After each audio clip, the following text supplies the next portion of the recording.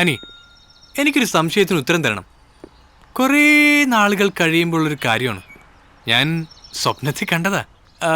എൻ്റെ മൂത്ത മോൻ എന്നോട് ചോദിക്കുക, എനിക്കൊരു അനിയത്തി വേണമെന്ന്. ഞാനും ഒരു സ്വപ്നം കണ്ടു. അതിൽ ഇങ്ങനത്തെ ഒരു ചോദ്യം ചോദിച്ച ആളെ ഞാൻ തല്ലിക്കൊന്നു.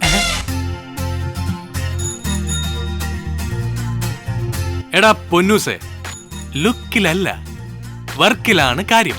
അവളെ നല്ല തറവാട്ടിൽ പറഞ്ഞ പെങ്കൊച്ച. അമേരിക്ക പോരാ, ഒരു നല്ല സെൽഫി കിട്ടണമെങ്കിൽ ഇനി പ്ലാസ്റ്റിക് സർജറി ചെയ്യേണ്ടി വരും. അതാരാടാ ആ സ്രാവിന്റെ സൈഡിൽ നിന്ന് പൊളയ്ക്കുന്ന ചെമ്മീൻ?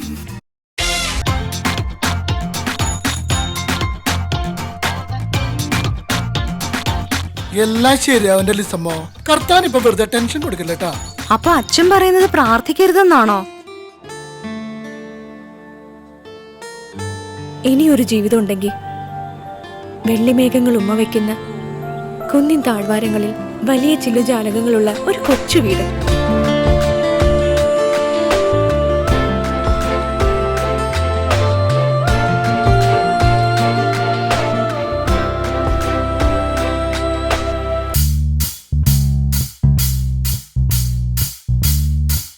She had no problem. പിന്നെ തനിക്കെന്താ സായിപ്പേ?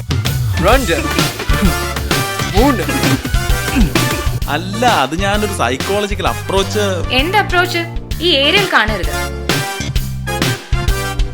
ആ പൊട്ടം പൊന്നു സാനിയുടെ പിന്നാലെയാണല്ലോ. ഒന്നും പറയണ്ടടി, ഇപ്പൊ ഒരു ചെകുത്താനും എന്റെ കൂടെ ഉണ്ട്.